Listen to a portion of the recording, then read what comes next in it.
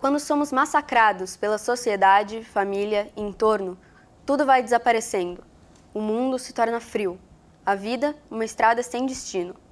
Na troca de experiências, pude entender meus privilégios com humildade. Esse é um trecho retirado do livro-reportagem Deixe-me Existir, a luta e a resiliência de mulheres trans e travestis. Livro de relatos de infância, transição e cotidiano de 3 mulheres trans, resultado do TCC que será tema dessa edição. Esse é o tema do MAC Entrevista de hoje e a Suelen Romani é a nossa convidada. O MAC Entrevista está começando. Suelen, muito obrigada por aceitar o nosso convite e por estar aqui hoje para conversar e contar um pouco mais sobre esse trabalho para a gente. Eu que agradeço, Luísa, pelo convite. É um prazer estar aqui. A gente vai falar um pouco sobre o tema do seu livro e sobre a sua experiência e o que você precisou fazer para completá-lo, mas antes eu queria falar um pouco sobre a pauta do livro, que é a pauta dos direitos trans. Foi muito abordada no carnaval desse ano, no começo de março, nos desfiles das escolas de samba. Aqui em São Paulo, a Escola do Terceiro Milênio abordou os direitos da comunidade LGBTQIAPN+, de um modo geral. E a Paraíso do Tuiuti, lá no Rio, homenageou Chica Manicongo, que é a primeira mulher trans não indígena documentada na história brasileira, inclusive com a presença da deputada Erika Hilton no seu Abre Alas. O quão importante é que o seu livro está prestes a ser publicado no momento onde essa pauta, que normalmente é tão pouco abordada, seja publicada nesse momento que ela finalmente está no debate público.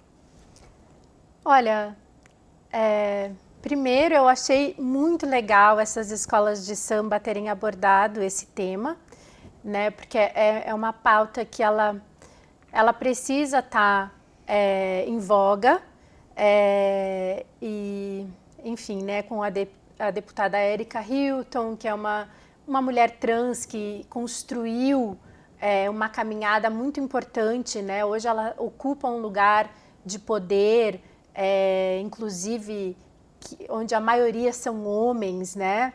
E aí o meu livro, enfim, né, que eu decidi escrevê-lo ainda no 5º semestre da faculdade, vai ser publicado nesse momento que existe uma ebulição dessa pauta, né? Essa pauta ela é já falada, mas eu acho que ela está num momento muito importante, porque existem pessoas que estão ocupando lugares, pessoas da comunidade que estão ocupando lugares importantes de poder e de fala. Então, é uma coincidência legal, porque o livro foi escrito por mim, uma mulher cis, que não sou exatamente da comunidade trans, apesar de ter muita empatia por essas mulheres e pessoas, né, no modo geral, ser lançado justamente quando a pauta está borbulhando. O Sambódromo é um lugar onde existem pessoas do mundo inteiro. Então, é muito legal que isso possa chegar, né, visualmente e emocionalmente, né, porque o samba traz toda essa emoção nas pessoas. E isso se tornar uma conversa mais normalizada, né, que as pessoas possam enxergar essas pessoas como pessoas, ponto, né, como seres humanos, não marginalizar da maneira que, enfim, né, a maioria dessas pessoas vivem no dia a dia. Você comentou que você já sabia que queria abordar esse tema, já no 5º semestre, que é inclusive o semestre que eu estou. Uhum. O que tanto te cativou nesse tema? Foi alguma experiência? Você já tinha conhecimento? O que te inspirou para abordar a comunidade trans? Então, em 2017 ou 2018, eu não lembro exatamente qual ano foi, eu fiz um projeto na Casa Florescer, que foi dos primeiros abrigos, albergues de acolhimento trans da América Latina. E foi um projeto onde eu passei um tempo de imersão nessa casa. Né? Eu pude conviver com mulheres mulheres trans em situação de vulnerabilidade e, enfim, né, passei por experiências junto delas, junto da comunidade daquele abrigo, né?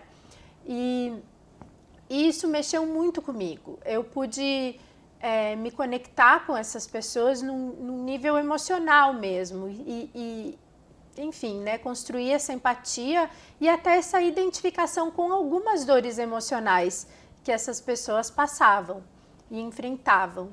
E aí quando eu comecei a, enfim, pensar sobre o que eu queria fazer como TCC e o que eu queria pesquisar, me veio essa ideia de aprofundar a minha pesquisa, que eu já havia começado, né, e o meu conhecimento a respeito dessa comunidade. E aí eu escolhi escrever um livro-reportagem para honrar as histórias dessas pessoas, né, porque eu pensei, eu posso escrever uma grande reportagem, mas a grande reportagem, ela tem um número de caracteres limitado, não te dá essa possibilidade de expansão quanto o livro-reportagem te dá. Então, eu também escolhi fazer um livro-reportagem com fotografias, né, para, enfim, colocar essas mulheres num plano físico, não só num plano verbal, para que quem, enfim, tem contato com o livro possa ver que essas mulheres são mulheres reais, são seres humanos, né? Possa ter essa identificação de pessoa a pessoa mesmo. Você fala que as histórias e contar elas profundamente foi o mais importante, e eu lendo o livro, é curioso ver as imagens, cria um pouco dessa coisa de personagem, sabe, de uma historinha. É realmente muito legal, e você começa apresentando a infância delas, o que também é muito bom para você conseguir se conectar com aquela pessoa. Eu queria te fazer uma pergunta sobre cada entrevistada. A primeira que aparece no livro é a Ivana, que já é uma mulher mais velha, cresceu em um tempo onde essas coisas não eram nem discutidas, a possibilidade de uma pessoa trans existir não passava-se na cabeça de ninguém. E ela conta que ela sentia necessidade de esconder essa feminilidade. Ela só se sentia à vontade dentro de casa, sozinha, portas e janelas fechadas. Como você acha que isso afetou a maneira como ela se vê até hoje? Você acha que existe ainda algum resquício, alguma coisa que faz ela querer esconder a feminilidade dela? Ou como ela superou isso? Então, é muito interessante, porque entrevistar a Ivana foi uma escola para mim, assim. Ela é uma mulher muito bem resolvida hoje. E ela não gosta de rótulos. Eu acho que tem a ver, sim, com essa questão dela ter que viver um momento da vida dela muito na introspecção. Apesar da mãe dela aceitar ela e ela ter esse acolhimento dentro de casa, naquela época da infância dela, não se falava sobre isso. Eu acho que nem devia ter os vocabulários ainda que a gente tem hoje, né? Era um assunto muito mais estigmatizado que é hoje. Mas ela hoje é uma mulher bem resolvida, ela vive muito bem com ela mesma, apesar de ser mais velha, ela não leva brincadeiras enfim, né, essa aproximação com a questão do gênero tão ao pé da letra. Por exemplo, a Caetana, que é muito mais jovem, ela pega muito mais para ela quando uma pessoa troca o gênero dela ou chama ela, né, pelo adjetivo masculino, ela fica muito mais agravada. A Ivana não dá bola, ela sabe muito bem quem ela é. Então, eu acho que ela conseguiu se construir de uma maneira muito estruturada, emocionalmente. É claro que, enfim, quando ela até fala no livro que quando passa dos limites, ela também né, responde ao mesmo tom, assim, ela não deixa barato. Mas eu acho que ela é uma pessoa que sabe muito bem quem ela é e que o outro não tem esse poder sobre ela. Bom, eu quero muito te perguntar sobre as duas outras entrevistadas do seu livro, mas a gente precisa fazer um breve intervalo. O MAC Entrevista volta já.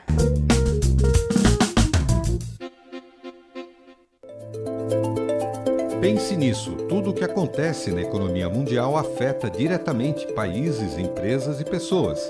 Mudanças nas taxas de câmbio e de juros, quedas ou elevação das cotações na bolsa de valores, flutuações nos resultados de setores comerciais.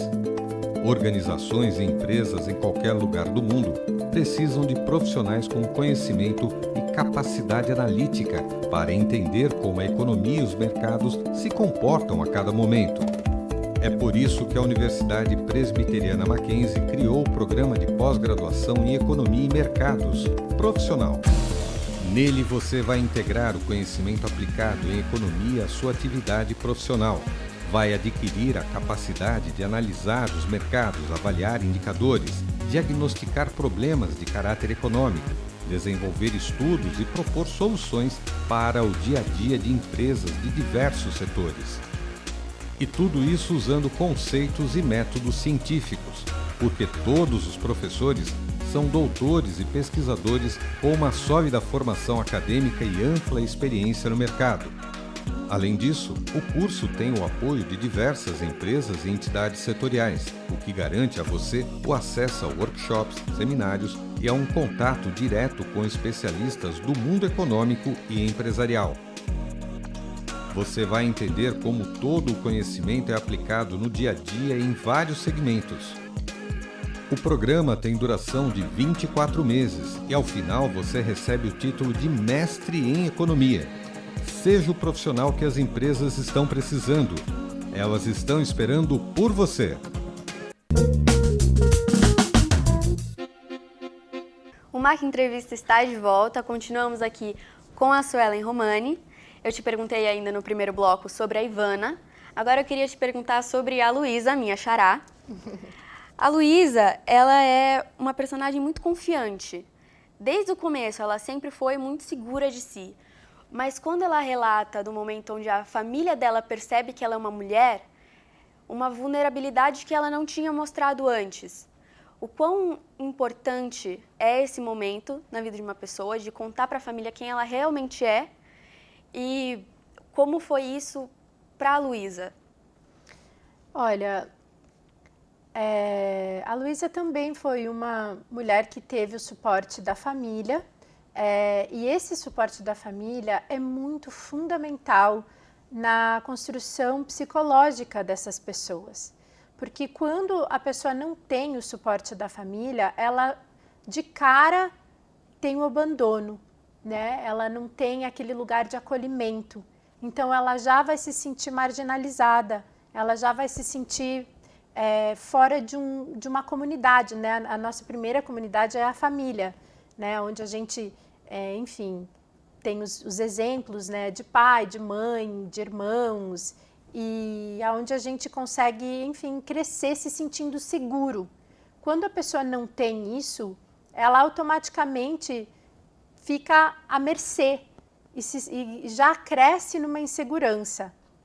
A Luísa foi uma pessoa que lutou muito. Ela, apesar de, né, ter o apoio da família, da mãe, né, porque ela não teve muito contato com o pai, ela até conta no livro que o pai tenta sequestrá-la, e ela foi uma pessoa que também foi para o mundo muito cedo. E isso gerou consequências na vida dela, né? Porque ela precisou sobreviver, ela precisou, ela cresceu na rua. Então, esse vínculo familiar é muito importante. Você fala do ir para o mundo muito cedo, de ser marginalizado. A gente vê isso muito forte na história da Caetana, que é a última a ser apresentada no livro. A Caetana conta que a mãe morreu, ela era muito novinha, ela nunca teve muito contato com o pai, a avó não era uma boa cuidadora, uma boa responsável por ela e pelos irmãos, e que ela foi exposta à sexualidade, à violência muito cedo. Inclusive, nesse começo da infância, ela tem muita dificuldade de lembrar de momentos da infância dela por conta de tudo isso que ela presenciou, de muitos traumas que passaram pela infância dela. Como você, como jornalista, abordou um tema tão delicado que ainda afeta a pessoa, porque sempre vai afetar, isso é normal, é humano, de maneira que não a invadisse, não a vitimizasse? Como foi? Essa é uma pergunta muito boa, Luísa, porque a gente precisa desenvolver a nossa humanidade e a nossa escuta.